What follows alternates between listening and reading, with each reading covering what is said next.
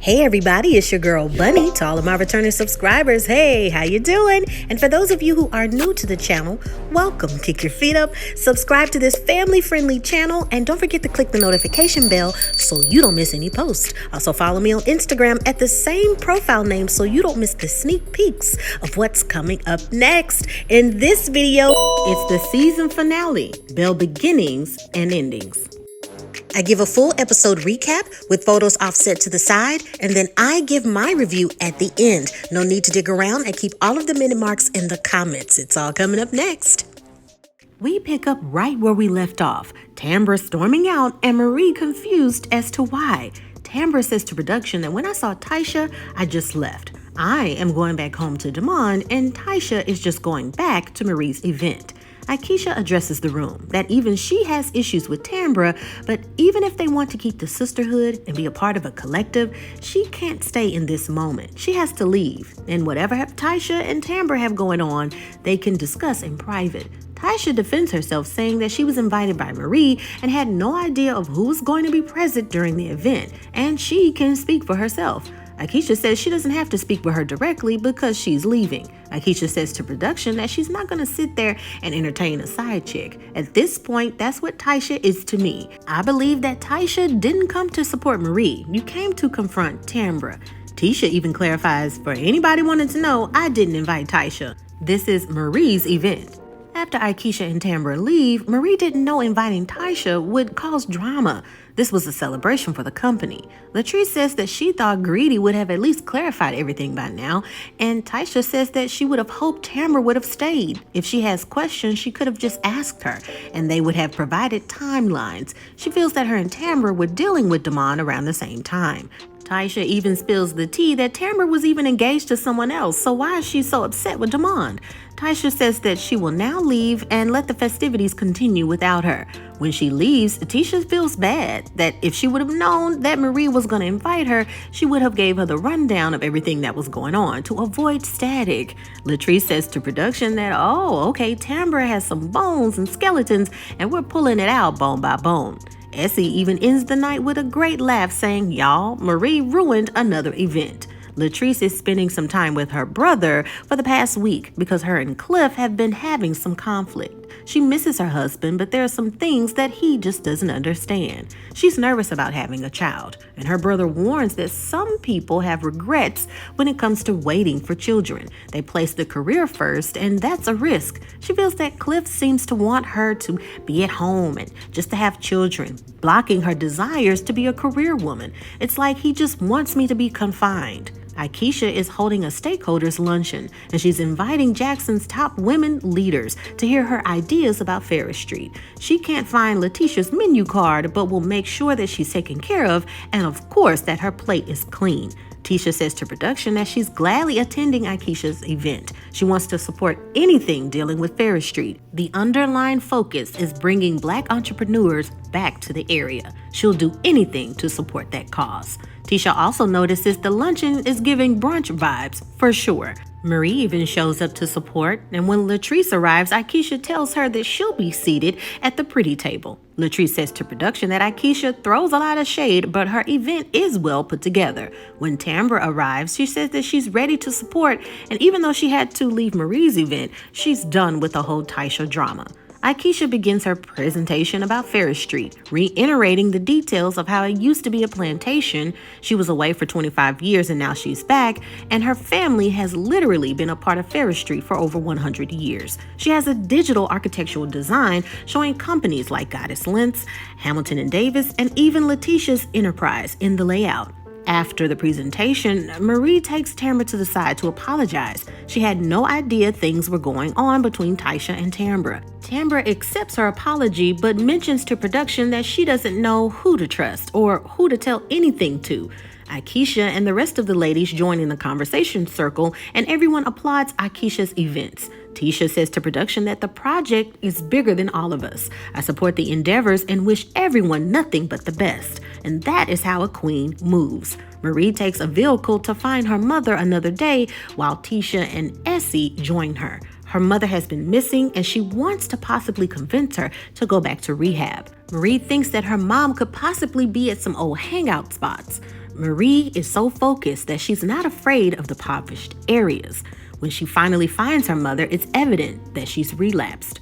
Her mom then discreetly pulls her to the side, saying that she's uncomfortable with the cameras being around and wants $30. After 30 minutes, production makes the call that it's unsafe to continue to wait for Lula. Marie is now in tears. She realizes that her mom had no intention of coming back out. Marie says she's making a decision to never come back looking for her mom. She can't fight addiction on her own. She's going to want and need medical help. Maybe it's the last time she'll ever see her mother. Marie is stressed and doesn't know what else to do. She's a mental health provider and realizes that she needs to see about her own mental health. She's going to make sure that she receives therapy. There's an emergency with Cliff as he accidentally cuts himself at work, almost to the bone. Latrice rushes him to the hospital to make sure that he is okay. After several stitches, Cliff is back at home. It's the first time that he's cut himself in over 35 years of landscaping. The time away from each other gave Latrice clarity that they have communication issues. She feels that his tone dominates the conversation, and Cliff feels that she dominates the conversation, not allowing him to speak. The elephant in the room is Latrice taking a pregnancy test. After minutes of waiting from the pregnancy test, they learn that she is not pregnant. She is relieved, but Cliff is disappointed. He feels that she works hard, but won't have anyone to leave all the hard work and prosperity to. He thinks that the next year Latrice will be pregnant. He wants to have a child with his wife. Tisha and Glen have a marriage counselor session at the place of business. The counselor begins wanting each person to acknowledge why they think they are there. Tisha notes that Glen has a pattern of cheating or doing wrong, then saying the right words to get her back. Glen admits that she has more independence and has her own company, and he felt that he wasn't needed. He didn't like the mistakes that he made, and he's willing to get his family back. Tisha feels at odds because she's always been there and always will need her husband. Glen deflects the question, saying that he's been depressed and Tisha should have seen that and known that something wasn't up. And Tisha calls out the BS. He's using the weaknesses against her, saying that he's been depressed and all of that mess, but it's just not true. The counselor just wants to know, do you love him? And are you in love with him? She replies that she loves him, but hesitates when it comes to noting if she's in love with him. She doesn't know. She's scared to be in love with him again. She's at a point in her life where she's loving herself more than ever. She is moved to tears and wants to make it work, but in baby steps. The counselor wants them to work on trust, and Glen can't break that trust again. Tisha says to production that if he cheats again, then we'll just have to sign divorce papers on site. Now the summary of the end of the season. Marie speaks with her brother and realizes that she has to find work-life balance. Her mom, the strain of her business, and health all have taken a toll on her. She now has to make things right for herself. When it comes to Sophia, she's excited about the ladies supporting her billboard review and the glam baby on the way, and her real estate and fitness companies are growing and developing and have a great start. Aikisha has accomplished a lot in this part of her life. She is continuing the legacy on when it comes to Ferris Street. She feels the ancestors are smiling down on her. Tambra, she's looking forward to moving in with Demond and to dispel any rumors about their so-called fake relationship. She's ready for a baby and believes marriage is on the way. Latrice is excited that her company is growing and developing into a new location. There isn't a baby on the way, and her only baby is her business. She looks forward to moving to her location. Tisha has grown so much since the beginning from Glen and walking in her purpose. The journey hasn't been easy, but she can look in the mirror and say that she's proud of herself. There's final production notes that Tisha moved back in with Glen and had high hopes of their relationship moving forward, but she just found out that Glen is back messaging other women.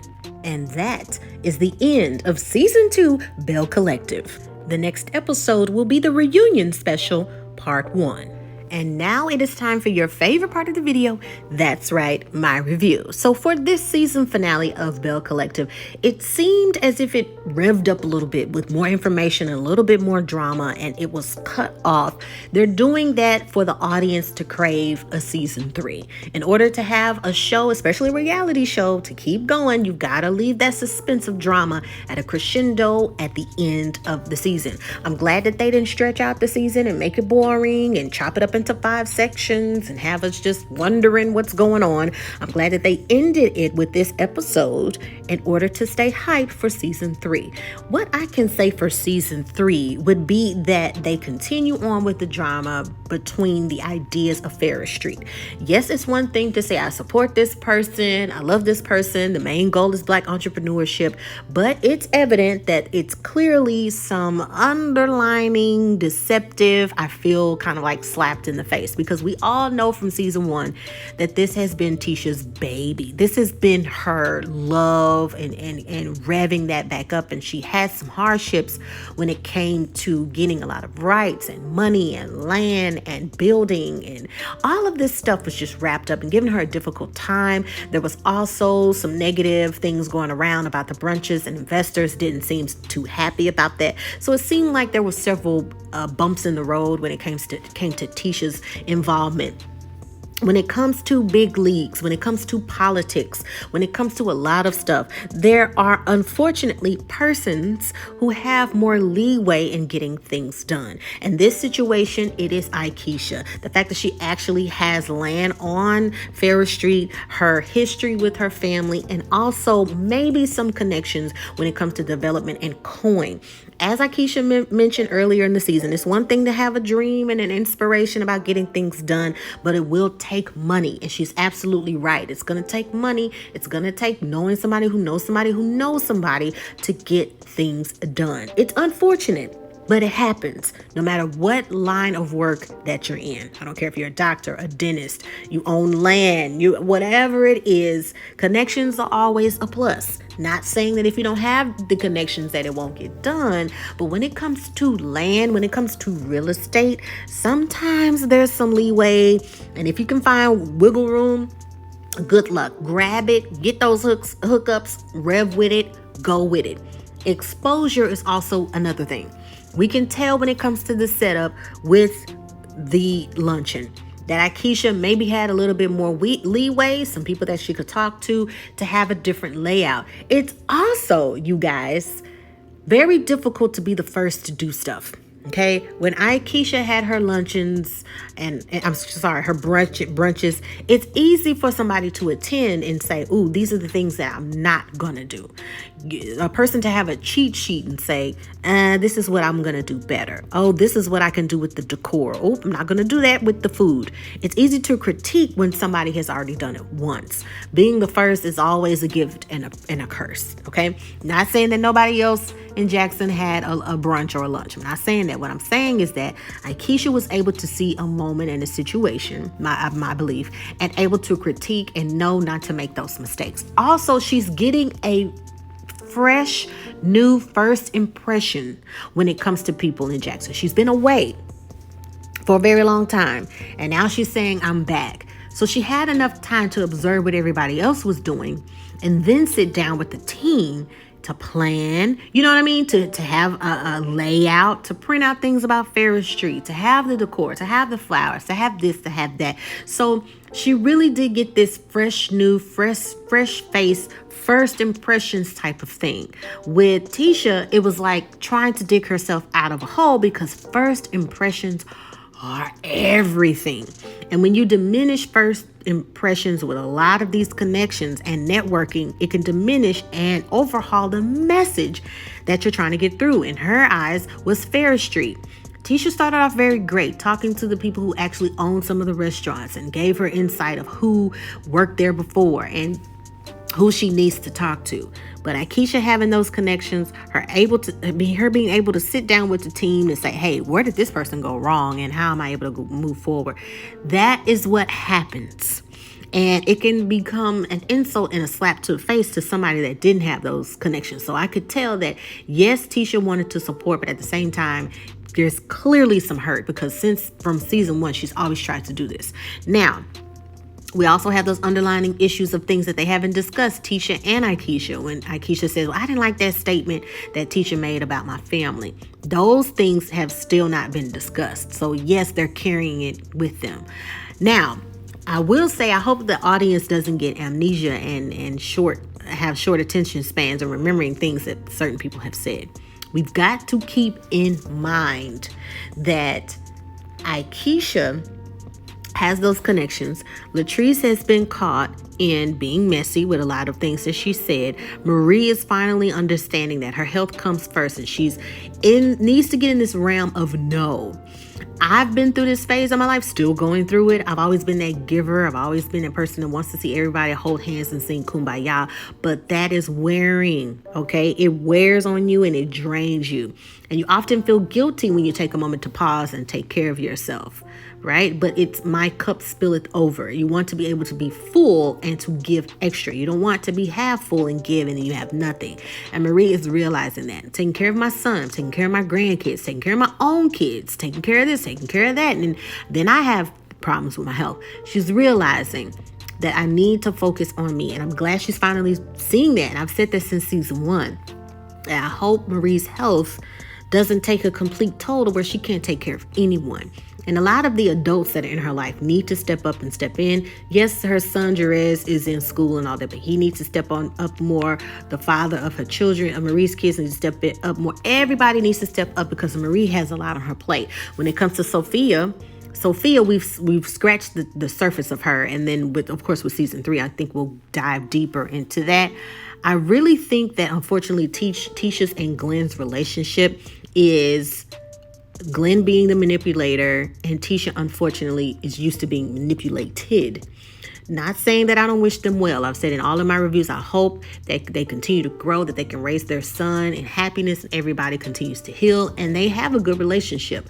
But there's a lot of toxicity going on. Even Glen mentioned earlier in this season, I'm toxic, and kind of had a smirk on his face. And it's like, that's not funny because at the same time that you're doing all this, your son sees everything. Children see more than you think.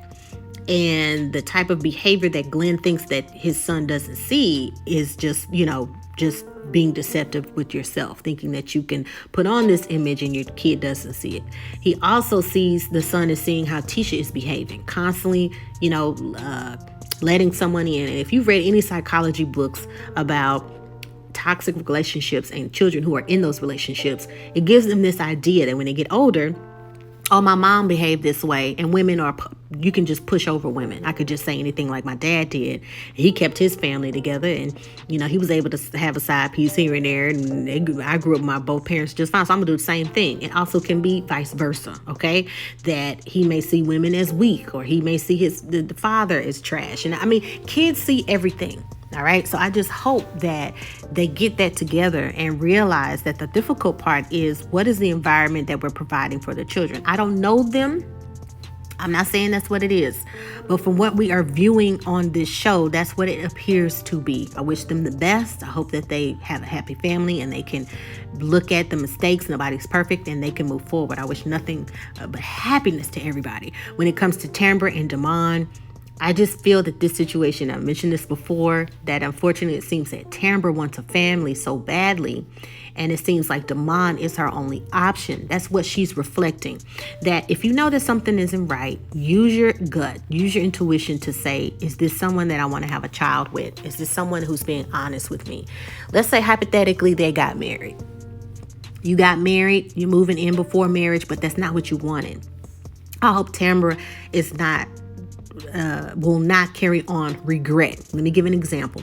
If you know that your goal in life, you want to be married, you want to have children, you want to have this, and you want to have that, and you're doing things backwards because the other person won't meet you halfway, later comes the regret. You're going to have a lot of regret. I wanted to be married at first, and I moved in. So if things don't work out, you're going to be full of regret that you've dedicated all this time into someone who couldn't make you halfway with things that you wanted. It seems like he's getting a lot of the things that he wants and the fluidity that he wants. He wants her to move in before they get married. He wants this to do, so I'm just hoping that Tambra realizes that she has to put herself first. If she really wants a child, she really wants to be married. She said this over and over again, clearly for years. I just hope that they work it out and they're honest with not settling. And I hope they're not settling. I hope that Damon is not, playing both sides of the fence and being deceptive and manipulative as well. Let me know what you think. Hit the like button, subscribe, click that notification bell so you don't miss any posts, and stay tuned, you guys, for the reunion part 1. Also, make sure that you check out the playlist of the final season of Atlanta, the FX original series. And if you need to binge watch the previous season, I got you. Make sure that you check out those links in the description box. If you don't see what you want, go to the playlist and binge watch. There's so much to watch. There's Ready to Love Miami. There's The Handmaid's Tale, the Hulu original series, an Emmy award-winning show just like Atlanta. We have House of Dragon, the prequel to Game of Thrones, which is an HBO original series as well. There's so much to watch. In the meantime, in between time, remember to take care of yourself and each other. Leave a comment down below, and I'll see you next time.